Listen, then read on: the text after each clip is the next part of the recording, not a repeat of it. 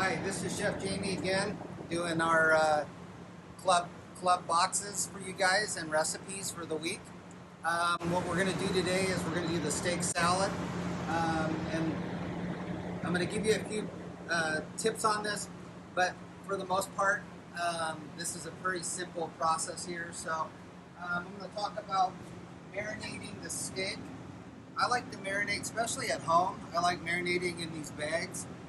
You don't need to use as much marinade, and it does seem to suck the air out and then completely encase the meat in the marinade. Plus, it's nice because you can just roll it up and store it in your crisper while you're waiting to cook the meal. So anyway, what I've done here is I've put the marinade, I put 2 ounces of marinade in here, and I've marinated for about 15 minutes. So go ahead and take it out, just let the marinade, just shake the marinade in the bag. Leave it in there. And we're going to go right to the grill with this. You can see the beautiful, even marinade. It's not over marinated, just 15 minutes will give it a nice pop of flavor. So,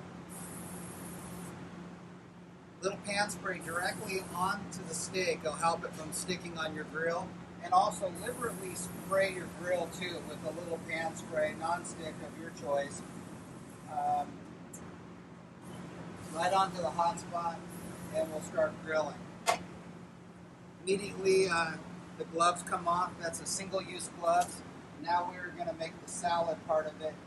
So this is going to be ready to eat. So we make sure that we change our gloves in between touching raw and then going right to your plate. So it's a procedure that we do every time here at the club. Okay, so I'm going to talk a little bit why the steak is cooking, of how we're going to put this together. First of all, I'm going to talk about the vinaigrette. I have all the ingredients that are put in there. It's got Worcestershire, 2 types of vinegar, a little bit of fresh garlic, a little hot oil, which does not make it spicy but gives it great flavor, regular salad oil, fresh ground pepper. When it says fresh ground pepper, don't go to the cabinet and get the regular black pepper out. Grind your pepper fresh. And what we call this is a loose vinaigrette. And what that means is that you can put this in a jar, or you need to stir it before you go ahead and start tossing your greens in it. And just to combine the oil. So it's not an emulsified vinaigrette, it's a loose vinaigrette. That's the difference between that. You can see how it comes together nicely. So got it all kind of suspended. So before we toss the greens, we're going to give it one of those quick whips. Also in the salad, we have Point Reyes blue cheese. This is fantastic blue cheese. It's been aged for 60 days. It's California, total cow milk. They're notorious for some of the best blue cheese in the world. I love this blue cheese. We're using a good quality blue cheese on this steak salad because it's very simple. It's got steak, it's got a great vinaigrette, and it's got blue cheese. And then we got these candied pecans, and then just a little garnish of some tomato and onions. You can use caramelized onions, fried onions, or in this case, I just have your red onions that we're just going to put on there. Both of those, all those work.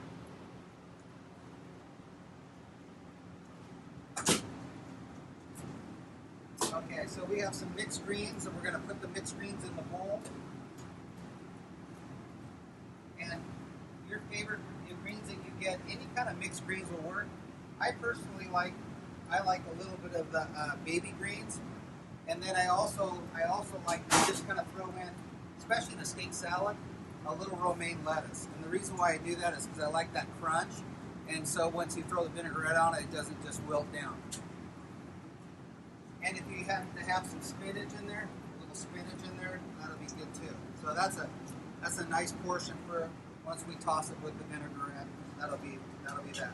Okay, so the steak is cooking, and we'll come right back to the video when the steak is finished, and we're going to cook this medium rare, which is 120. If you watch the videos, we do that by temperature. All right, the steak has been cooking, and it's about 110 degrees. We're just finishing. I want to also talk about seasoning your steak. Even though it's in a marinade, I like to season the steak generously because I think the meat needs it. And so what I like to do is we actually have a house seasoning here, but a Johnny seasoning salt or any kind of seasoning salt that you prefer. I like to season it as it comes off the grill, because a lot of times if you season the raw meat, you put it on the grill, and then you look on the grill and you'll see your seasoning already just kind of cemented on there. So you lose a lot of that seasoning. So now we're about ready to pull this off. So I'm going to give it a light little bit of seasoning, not too much, just a little dusting. And then also, it's a steak and a steak salad, so it's got to have a little fresh ground pepper. So I'm going to go ahead and just give it a generous little fresh ground right there. And now it's time to pull the steak off. We're going to put it on a resting plate, and I'm just going to give it a little bit of this. We just have a little bit of melted butter here, because butter definitely makes it better and more flavorful. So we're going to go ahead and take this beautiful steak and let it rest while we go ahead and start tossing your salad here.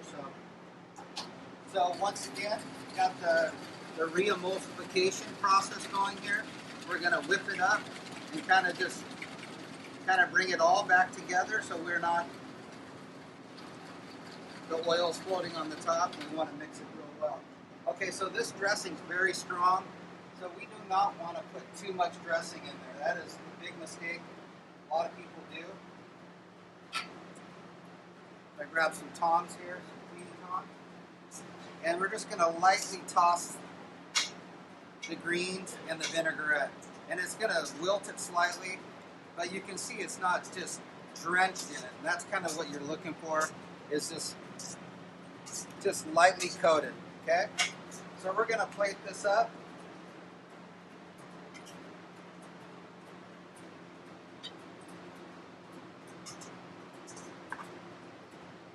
Nice little salad for two. Some of the staff is going to enjoy this today. We love it when we make videos. So everything has to be pretty, so we kind of make it look that way. Okay. So now we have our famous candy pecans. I love these. So we kind of scatter a few of these on there, probably about six to eight. If you like more, throw a couple more on there. I can't have too many candy pecans. They're my favorite part of the salad. We also have a few tomatoes. We can just drop those around the outside to make it look pretty. Any kind of tomato that you have in the house will work. You can even dice up some tomatoes. They don't have to be cherry tomatoes. I love tomato on it. It goes really well with this. Okay, so now we have the cheese. We're going to go ahead and crumble some of this. I like using a fork. Just kind of these nice big chunks of gorgeous blue cheese. If you don't like blue cheese, you can leave the blue cheese off, and you can use a different type of cheese, but the steak and blue is kind of a classic. Okay. All right. The final move is going to be slicing the rested meat. We're going to slice that.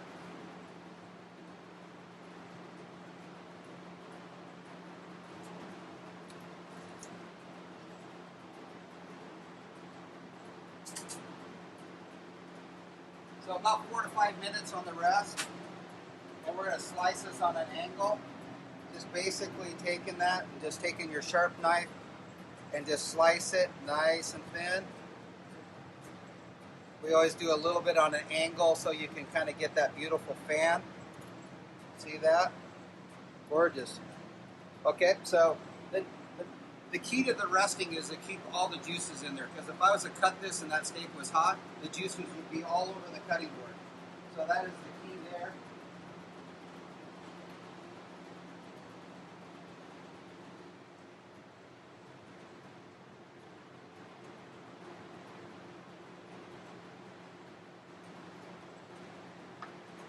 Okay, and then the last little, just a few red onions around the outside. I love red onion.